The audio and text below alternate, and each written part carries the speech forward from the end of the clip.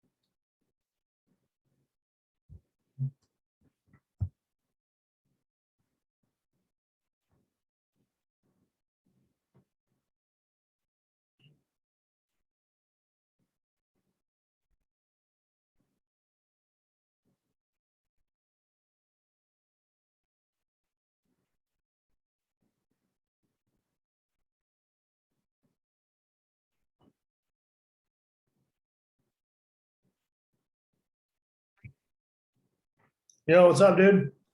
Hey, it's working. How you doing? Wow.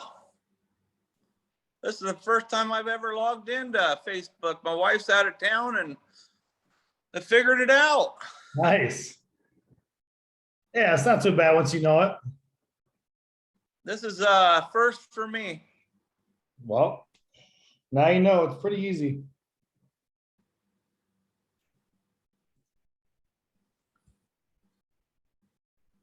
Let's see. So this is our off week. So I told you every other week we do the church stuff with Zoe. We Okay. message, and then every other week, which is today, is real, raw, and flawed. So it's a little bit more. It's less about the message of God that prior weekend, and it's more about real stuff that's going on in our lives. Okay. I think the topic, I started, we talk on that topic. So not that it's not about God, but it's more about just real raw topics that happen in your life, vulnerabilities, things that are going on, the whole nine. So Real life. a little more aggressive, a little bit more. I swear in this one sometimes, so you know, I don't swear in the other one because we send those to church and they tell me not to swear. So this is more of my natural self and setting in this every other week. But same group of people. They're always coming every week. It's always all of us the same. We always Cool. online. So here comes Portia now. Yeah, she's the one that helped me get online to this today because my wife, she's in meetings all the time in charge of 1,000 people for the farm. And I'm sitting here, I couldn't get a hold of her today. And so she helped me through all this. So That's Portia's good. worked out good. You're sideways. I am. Yeah. Can't see me that way. There you How's go. that? There you Okay. go. Cool. There you are. Hi, Jason. How are Hi. you? Good. You got on. I got on. Thanks to you. Yeah, I Thank told you. But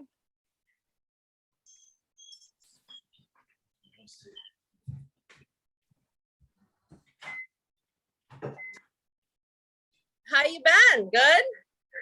Good.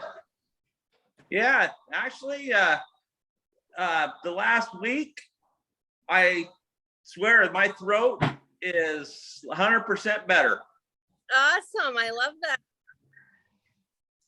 And I cannot believe because I've never ever would go into a room and just shut the door. I did that for 2 weekends because I was just, I don't know. But this last week and a half, between the pills and you guys praying and everything else, and them cards that you sent me, I'll show Michael and Amber. I'll tell you what, they've been working. Oh, good. I love that. Well, you look like you're glowing. Right? Well, I'm feeling really good today. You are glowing. It must be working.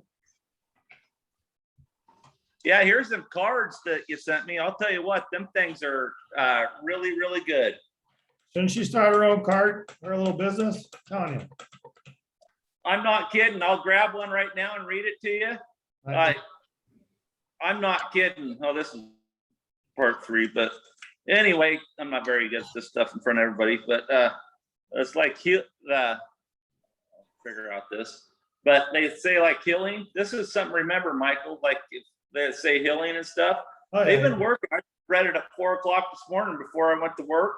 And just like this one, honor your grief today. Others may minimize it or want to have a different feeling. Don't look to others to understand it. Only you know the magnitude of your loss. You know, stuff like that. Affirmation. Yeah, it's Words never are good. affirmation. That's how the brain works. It's very important. Yep. Read them. I love that. Yeah, they're great. I love it. We always talk about in this thing, we always talk about the control that we all have of what we witness and see every day. So it's not just foofy stuff like look up in the clouds and be happy. There's a science to the way the brain works and adrenaline and endorphins and positive thinking and what it does to you. So words are affirmation. I mean, that stuff works, man. Changes your day. Yep. Here comes Amber. I think. Amber made it, huh? I think I just accepted her. Hi guys. Oh, there she is. Hey, Amber. Sorry, hi. My video is not working too good here, so I'm here. All right. Just Jason today is a little less. It's all spiritual, but different. Real Ron. Yeah, I just told them that difference. All right. I explained difference. So that kind of being said, I mean, we'll get started. I don't know if Lally and Christine are joining or not, but so the topic this week is funny. You mind if I share the message you sent me, Portia? No, go ahead. Okay, so obviously I posted the thing online on Instagram about tonight's message, and this is the first time I posted something and I didn't put the topic in the post of what we were talking about tonight. Usually I put the topic of what we're going to talk about, prepare you guys, and let you know what's coming up. This is the first time that I posted this tonight's session. I didn't put anything on it. I hinted to the fact that we're going to be talking about something that's very lit and spicy in conversation, but I didn't say what it was. I said, join us to find out. And Portia, conversation she sent me between her mother and her. So her mother says, do you have your meeting tonight, right? And Portia says, yes. Her mother says, is it going to be hot? And Portia says, yes, you're right, it is. And her mother says, what's it about? Portia says, I'm not sure. Mother says, it must be sex if it's hot. Portia says, yeah, I think it's that for sure. Her mother says, you never know, it might be. Portia says, well, then I guess you better join us and be a guest speaker, LOL. And her mother says, well, you're right. I have been married 43 years. So, Peggy's awesome. yeah, She- that was a little, Here too. that was a She little saw, funny. saw it on Facebook that you posted it. Yeah. Yeah, I like how I said when I said tonight's gonna be lit, and she goes, is the meeting gonna be hot? Yeah, it is hot. It's always hot. Yes. But it's funny enough, I wanted to share that because funny enough, what the topic is about the art of swearing and sexual content. So, and when I say those two things, immediately people think of some negative connotations to both those. Growing up, one, most of us are only taught certain things about sex, period, or the lack of there. Like parents aren't very good at sharing with their kids the truths about that area of your life that comes up, sexual encounters, and then also swearing. Swearing is a taboo thing. It's supposed to be negative, and it's supposed to be something you've taught you're never supposed to do, or you get smacked, or it's inappropriate, or it's not polite, it's rude, it's degrading. Not many words that come well with either of those things. And I'm just going to speak for myself. I don't remember having a conversation with my parents ever about anything about sex ever. As an adult, maybe later in my late 20s, joking before my dad's gone, joking guy to guy stuff, but never once was it ever explained of what, say, for instance, the importance of sex in a relationship really is. That it's not just it's not like procreation thing, but the importance of intimacy and sex and what happens behind closed doors. Like it's just a taboo thing that is not talked about, and it's embarrassed to be talked about. People are not open about it. I'm going to share with you some kind of messed up stats in my mind, but the same with swearing. Amber and I had a conversation offline a couple weeks ago, and I just shared a little bit with Jason, but every other week we do Zoe Connect group, and it's about the message from Sunday with Chad Beach. And I do that for the church. I'm very connected with them in there, but I have slipped several times in the messages. And because I record them, one of the few people that record them in Zoe Church, they have the ability to go watch them after. And I've swore several times in the passion of the moment, because that's who I am. I'm really more that person. I'm more this week's person than I am Zoe's person, meaning how I speak and my language and what I use and what I'm passionate about. I swear a lot if you know me, close to me, especially if I'm talking about something that matters. So I want to start with swearing, and then we're going to jump into sex, but I want to start with profanity just off the bat. So profanity is defined as an abusive language. It's not to accuse of, it's abusive language. It's socially offensive use of language, which also cause cursing, swearing, or not profanity, but deemed impolite, rude, or culturally offensive, right? So mostly everything connected to the definition of that right away is don't do it, right? It's not something you should do. But the question begs, why do we have these words? Why are these words made? Why, and we'll get to this, but why did God put us here to program? Why is sex available if it's not supposed to be talked about? We're not supposed to, it's such a awkward thing to talk about when people are explaining the importance of it. Same with swearing. So I think a better definition that I saw out there is kind of describing is more like it's used for literal sense of referring or respecting things in a higher regard, held to be sacred, or it exemplifies or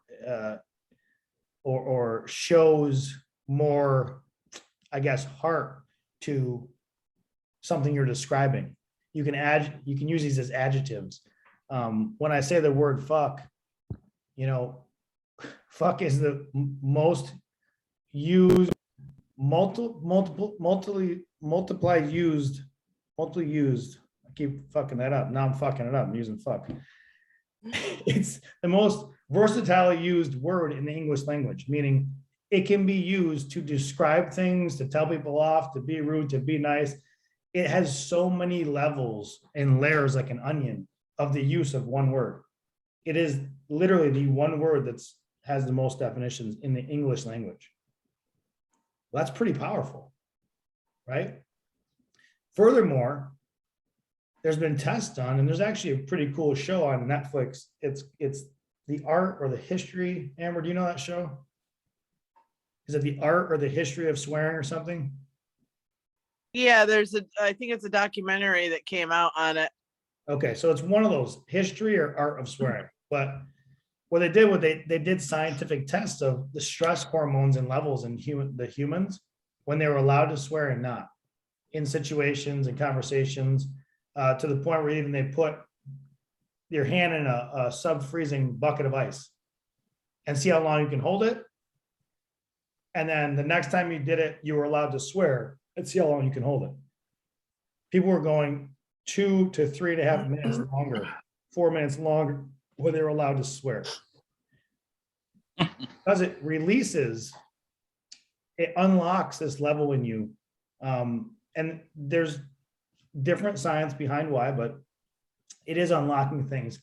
And they're trying to say it comes back to the fact of like, because it's taboo, it's not supposed to be done, and you're doing it, right? Like the rush and the things that come along with what we've been told, don't do, don't touch, don't do that, don't do that. And you do it and you get this rush, right? Because you're doing something naughty, you're doing something you're not supposed to be doing, or your parents told you never to do. It's like getting away with something. But it's because we've been told that it's wrong. Like if you listen to some really good speakers, in my opinion, Gary Vaynerchuk, one of the best speakers that I look up to. Tony Robbins, another one, obviously an icon in the world of speaking and getting people healthy and mentally, all that stuff. He swears nonstop, right? If you're offended by swearing, you ain't gonna like anything he has to say. And he's helping millions and millions and millions of people, millions and millions and millions of people. So I guess my platform tonight was like, how can we strip the walls a little bit down on the things that are keeping us trapped in our world? There's these things that are keeping us trapped in our own minds. Like, why can't you swear? Why can't you be passionate and use descriptive words that exist in our language? You know, if you look a lot of these words up in the actual origin, you'd be shocked at what they actually, some of them mean. They're not what you think. You know what I mean? Like, it's kind of odd that we can put these rules in an area. And then when it comes to sex, I think this is even a bigger one. I think it's extraordinary area for me to study and learn about, because it's so marked by religion, right? So we do every other week about religion, but there's some things I still don't agree with when it comes to religion. Not God, but religion. And I think those are very separate in my mind. God and religion are two different things. To be clear, I'm as far as I'm concerned. I think a lot of religions built a system of rules around their God to have their own governing body, right? And I totally understand that. I get that. That's what countries do. That's what everybody does. I get that. But in that, they blocked a lot of things. So if you grew up Roman Catholic, there was a lot of rules. And a lot of rules that if you did not do this, you are a sinner, an ultimate sinner, period. There was no gray area. Growing up a child, it's very confusing. So one of those things was swearing. Another one of those things is wearing your hat in church. Like, who cares? I go to a church in LA and I go to church in Scottsdale. Nobody dresses up to go there. Everybody has hats on. Like, a lot of people there have strong faith in God. Has nothing to do with the respect of going into God's house with a hat on. Swearing's one. Sex is another one. Like, when you can have sex, when it's a sin, like all these rules wrapped around it. And again, parenting. Has anybody here, has their parents talked to you in detail about the importance of sex besides procreating, or just procreating? Anybody ever had that conversation with their parents? I didn't. Amber, I know, didn't. I mean, nobody was like, yo, listen, man, you're going to have sex soon. Here's all the benefits, the downers, and the importance. Let's go over them. No, nobody ever did that, because even them as adults who they've already been having sex, obviously to have you, are still shuddered by the fact that it's not something you talk about. But isn't that limiting the mind in itself for maximum release? The body, we're designed to have sexual encounters with our partners. There's release that happens in markers in your body, right? There is a point to it. It's not just for procreation as well. And there's plenty of studies out there about that. So the bigger picture for me is, when we say you can't do something, like, don't murder somebody. That's a good one. Don't do that. I'm on board with that. Don't murder somebody. Okay, we're all on board. But don't swear you're going to hell, or don't swear it's a sin, or don't swear it's mean or rude. Come on, like what? And then, don't talk about sex. It's inappropriate. Or, well, I'd beg to differ that the stats in this country about divorce rates and marriage and sexual encounters and the female orgasm will prove otherwise, that we don't know what the fuck we're talking about when it comes to this. Don't get around construction workers then. Yeah, well, hey, listen, I'll tell you another thing. If you want to go deep down a rabbit hole, which we always do, Jason, sometimes offline, the rabbit hole of this whole thing is, why is that a thing? That's a thing in America. You could go by a construction site and guys are whistling at girls. Everybody knows that, right? Well, let's go deep into it. A ton of people in marriages, not everybody, but a ton, struggle in two departments statistically: finances and sex. And that's divorce rate reason 1 and 2. A lot of frustrated fucking people out there. Sex and sexual relations is a release of hormones and natural things in your body that enlighten you. It's like working out and moving the parts. It's all part of what we're designed to be here to do. And to limit not only the amount you do, or I can't do that, that's not natural or godly, or it's a sin, puts your mental in a prison, if you will. And that's not healthy, right? When you're guarded off and not open to what you were put here for, the human body, because we put rules, the humans of this world put rules around what it is we can and can't do as good or bad humans. I just don't follow that. And there's too much information and stats and science out there to prove us wrong. It's not going well when it comes to that department. There's something in the 90, and I can look it up again. It's in the 90 percentile of women, of all women, do not reach orgasm during sex with their partner. That is absolutely fucking insane to listen to. Not without being completely disgusting and rude. I can do it at any time I want, anywhere, in 2 seconds. Like but to think that high of many women in stats are not getting what their equal counterpart gets out of sex is like mind blowing, right? Like, to me, it's mind blowing. So that tells me when there's a stat so high of something, lopsided one or the other, that many women aren't, and that many men are every time, that's a lopsided stat. That means something's wrong in the action. And I'm a true believer that it has to do with upbringing. It has to do with the fact that our parents never told us, and then we probably will be uncomfortable telling our kids, and they'll be uncomfortable telling their kids. My father-in-law was killed when my wife was 4.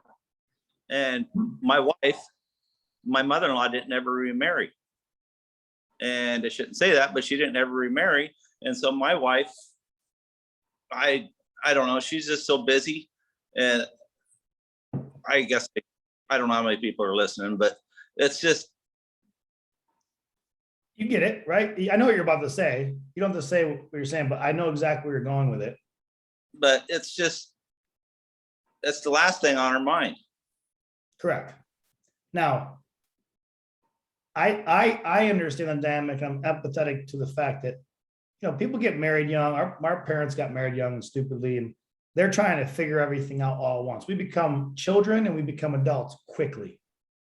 Like, we go from children, no worries, no rent, no time, stay out all day and play. Literally, the sky is the limit, and you could be anybody and anything you want in the world. And then in a minute, you got rent to pay, you got a job to go to, everything changes, you become an adult. Somewhere in there, though, we're never explained that. I was never, high school didn't prepare me for being an adult. Never. We never talked about anything in high school and classes about when you leave here and you become an adult and your parents aren't taking care of you, you'll be responsible for this. We didn't talk about that. Sex ed, or whatever the heck it was, health class, didn't come until late in our years. I probably know it wasn't. Was it even in school when you were going to school, Jason? It was, but Yeah, but it was, we all knew. yeah, here's a picture of a penis in a book, and here's a picture of the vagina. Laughing class. Yeah, everybody giggled for an hour and then you were dismissed.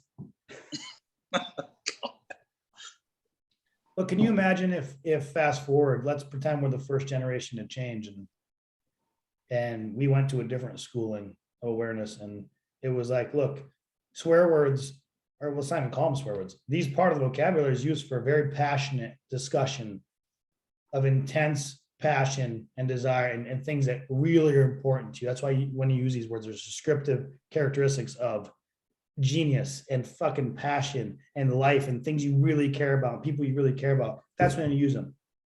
Don't use them in a negative way. Just like anything else in life, don't use it towards people to hurt them. That's not just words. That's a rule for life, right? Here's a knife to cut steak. Don't kill somebody with it. Thanks. I mean, we shouldn't have to say these things, but swearing is no different. Like I said, like, I mean, I think Tony Robbins says fuck probably 150 times in one special. I mean, but never once when he's saying it, you're catching it as like, oh my, that's so rude. Because what he's talking about is coming deep from his soul. Like he's trying to heal what's in front of him. And the only way he can get out his characteristics, what he feels and what he's really feeling the inside to you is to let you know he's going to give all his energy to it. And that to him is swearing. And Michael, Yeah. I don't know how many people on this Zoom? Right now it's just the four of us, but Oh, okay. Well, I kind of all But four of us. but it is recorded, just for full disclosure, it is recorded and as many people in the world that find Oh. it can watch it. Just FYI, Okay. including your wife, but Oh, okay. say whatever you I- want. I was just kind of curious. There, the stuff's like between men and women are different. Like, you know, my wife's so busy at work, she brings work stuff home. She has no desire, and then a guy, his mind's completely different. So I don't know how to change that. yeah, so good point, bring that up. That there's a ton of information on this. So the amount of time guys have sexual thoughts a day versus women, there's a ton of stuff. Now, I'm going to bring you back to what I think may be the most relatable to try to explain this clearly. A colleague of mine, him and I did this study, and we went to talk to 6 different places. So a big organization called the PGA and the Sports Federation, and to hundreds of people. And the topic was that if a guy and a girl were born, everything equal, same day, same hour, everything being equal, and they had different parenting and social cues around them, right?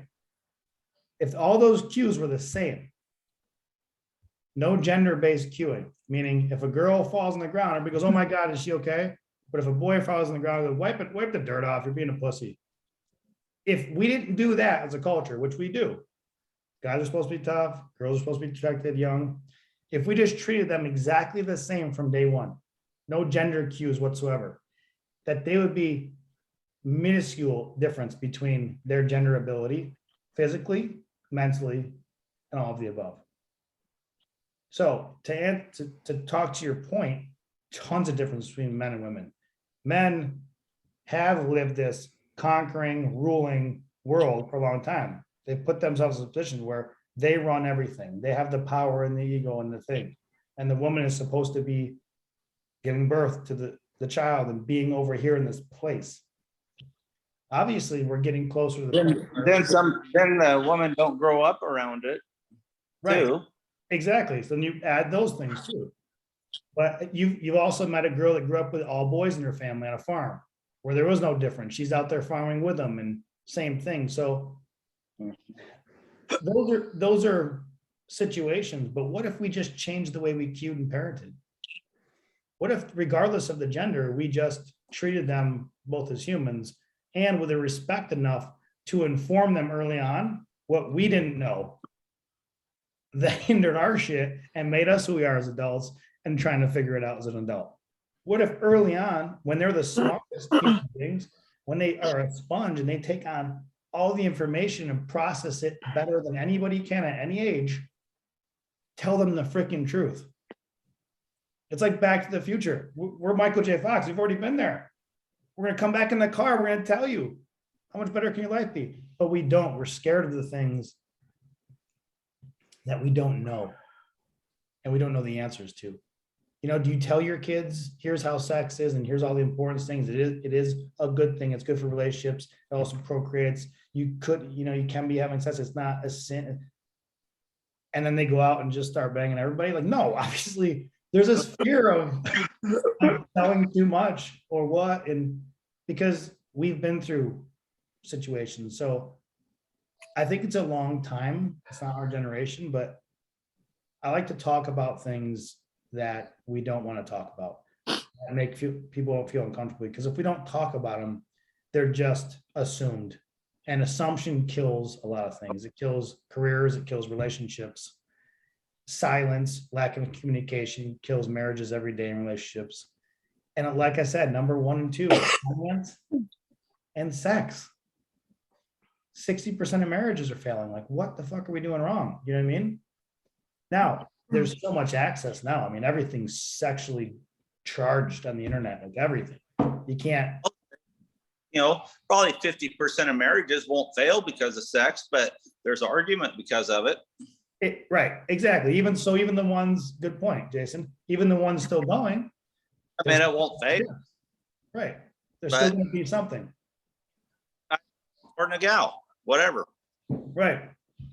So what is I guess what it means is, like, with the people closest to you, which could be your partner, the person you are having sexual relationship with, or your family when it comes to swearing or what you believe in religion versus God. Why do we have to be nervous? Why do we have to be scared? Why do we have to be tippy-toeing around things that really are just part of our life? It's part of life. They wouldn't have been, they wouldn't exist if it's not part of our life. We wouldn't be able to have sex with each other if it wasn't part of our life. Can I guess, okay, so, I mean, like, to your point, Mike, I mean, this is indoctrination. This has been going on since the Dark Ages, since governments realized that they could control people by shaming them and instilling fear. And what ultimate fear to instill than that the great God, our creator, will, punish us or have us burn in an eternal hell if we are of our true nature. When if you were to travel even now in today's culture, I used to believe that evolution was linear, and it's not. There's people in third world countries all over the world that are still living very much in tribe type settings, not in a civilized city like we all know and that we're living in. And in those areas, and you see it on National Geographic and things like that, women are naked, people have sex all the time and normal, and they don't even look at it like it's something bad at all. I can't really speak to the swearing part as far as that goes, but it's really interesting that, again, it's the imprints, and here we are, 2,000 years into our evolution or whatever, 3,000 years, whatever it's, and men and women aren't getting paid the same. I mean, there's still all kinds of crazy, weird inequalities that make people feel like they have to stay small and they have to keep their voices down and they have to, not be who they truly are. I think as individuals in all of our relationships, whether with parents or spouses or lovers or friends or, the community, a society, our children, whatever, honesty is always the best policy, in that, with a modem of, discernment as far as, where you go in those conversations. But it is important to talk about all those things. It is important to talk about how to go wrong and also how to build and strengthen things. I'm going to tell you right now, Jason, or to all the men listening in the world and whatnot, there's not a woman on earth based on instinct and what we know just from even anthropology and watching animals and humans throughout history that doesn't want a sexual experience and doesn't want those things. But oftentimes the main wiring that's so different, and I don't know if this is survival of the species like Darwinism, or if this is again a part of indoctrination, but Look, emotional intimacy for women goes so far. If we are made to feel romanced and loved and heard, and I hear that all the time. I hear that all the time. I'm just going to tell you right now that, like, and I mean, I don't sleep around, but like, I would be much more likely to sleep with someone who is going to hear what I'm saying and learn to speak my language to me in a way that learns my love language and things like that. Because the second that I feel heard or understood or truly cared for and loved in a way that is not just about fulfilling someone else's need, I immediately feel closer to that person, and then I want more. And then that's where the onion layers, get deeper. And that's where then, enter sex or whatnot. In more traditional marriages and things where people like your wife and things haven't had the exposure, that it's just something that you need, like brushing your teeth. Well, but I'm sure that she would want it more, just as much as anybody else in the world. This is a good point you just brought up this last minute or that last segment you said. When you go deeper into the stats of the woman, lack of women orgasms and or divorce stuff that come attached to sex, you'll see that what you just brought up at the end there about sexual complications in a marriage usually come from lack of communication about sex. That's where it stems from. So when people are going to see therapists, this is where the stats are coming from. Okay, sex is a problem in your marriage. You guys aren't having it. Why? Not about sex, You right? guys aren't communicating about sex. A man is different when it comes to what they get out of sex. Not all men, but a lot, because we're wired a certain way. Whereas women, to Amber's point, take a little bit more emotionally embrace to the attachment of the act. Yep. Meaning, love me a little bit first before we do the act of the physical. Yep. And show me we want to be doing, show me and make me feel that way. And that's what it comes down to when they're having sexually driven issues. When they go to therapy and they talk about it, the information shows that it's lack of communication. The guy's frustrated because his wife never wants to have sex. She's frustrated because he's not showing her any love to get her in the mood to have sex. Meanwhile, neither of them talked about it. They've only just told the therapist the first time. Right. And once emotional intimacy is established between two people, then a woman tends to become more frisky without the emotional attachment later on and more often in the relationship, because now trust has been established. I know that you know me. I know that you know what I like. I know you can make me smile or make me feel loved or whatever it is. So sometimes I'm just going to come at you crazy just the way a guy would come at a girl now, because we have established that part.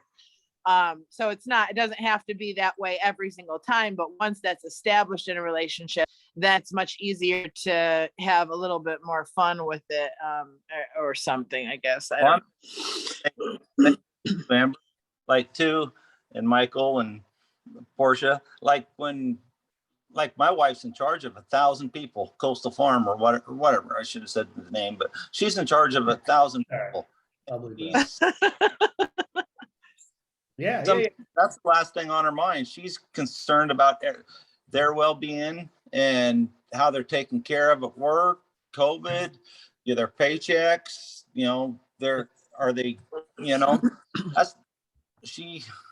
it's just. But if her health is not being taken care of, is she gonna be like Gandhi and not eat because she's so concerned with the people at work? Like, she still has to eat and be fulfilled and have whether it's sexual health, physical health, spiritual health, mental health, that is outside of work. And that's a whole other topic for another night, as far as that balance of how do we leave work at home and really create a space outside of the seriousness of what we all do during the day that is for our own personal health and refilling. Health at home. That's a good one. We'll actually do that one. Now that you said that, Amber, we'll do that next week. It's actually a great topic to come off this one. We used to teach this walking through a door situation to our clients, and really essentially what it was, we'll talk about it another time. But essentially what it is it's when you're here and you're high and you're responsible, 1,000 people, you're working, you're doing your thing, that when you're completed with that for the day, that you walk through a virtual door, whatever it is, Right. you get out of your car or your actual door at home, Still working? and it changes into your personal world. And that's just trained through here, but that's a good topic. I just wrote that down. We're gonna do that next week. But let's talk about swearing again to the point of the acceptance, right? So let me just give you some definitions of the word fuck. It's used to refer to sex, rage, confusion, excitement, anxiety, hatred, happiness. Like it goes on and on and on. It's an unbelievably universal word and it's not even just an American word. It's universal globally.